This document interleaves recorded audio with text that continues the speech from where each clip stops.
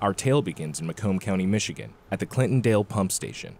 Before we go inside, I have to warn you, this story is disgusting, and I don't like disgusting. So of course, my wonderful coworkers decided I'd be perfect to cover a story about things that we find in the sewer.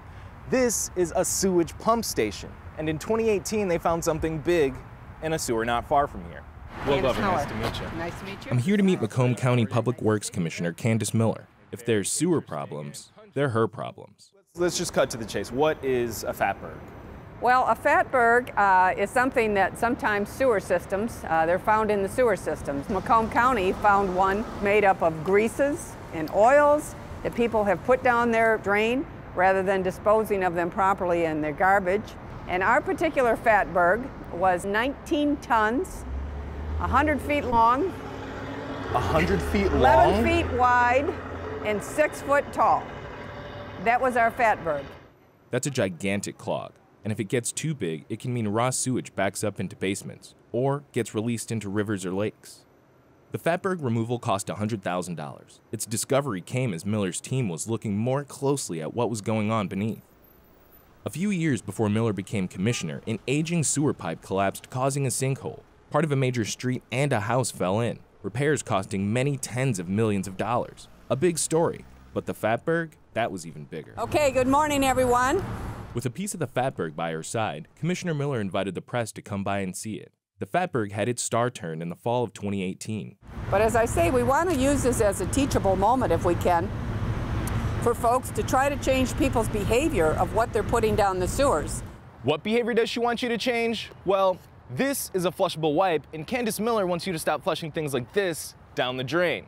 Because once this gets in the sewer system, it can form what's called a rag ball. And once oil and grease and dirt and trash get caught up in this, it can start to form a gigantic Fatberg. The wipes were the binding agent for the Macomb County Fatberg. How do you get this stuff out of the sewer or out of the water system? Well, what you can see here is what we call the rake. And so this thing literally goes down very deep into our wet well here, and it is pulling up these wipes, these rags as we call them.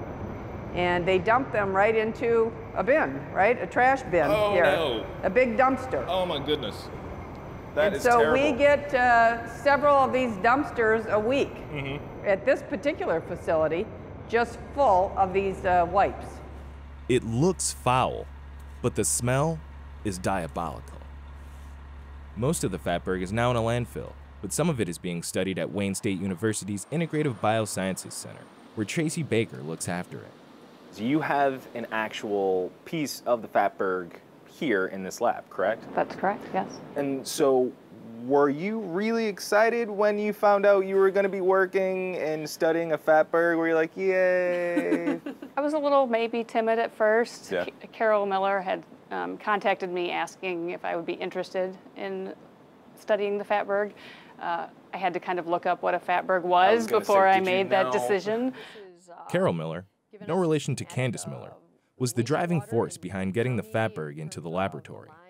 I'm very interested in what goes through our pipes, so when this huge backup occurred in Macomb County, I thought, wow, this is exactly my sort of stuff. Baker, Miller, and a team of students are getting to know the Fatberg up close and personal.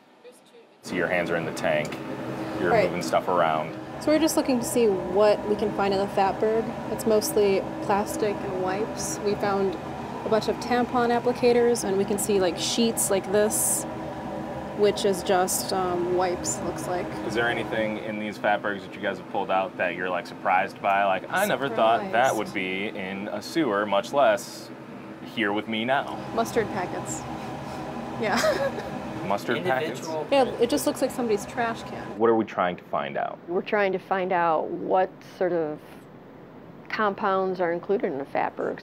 We want to know a little more about what sort of chemicals are involved in a Fatberg and how could those impact us if bypasses occur and the raw sewage goes into the river.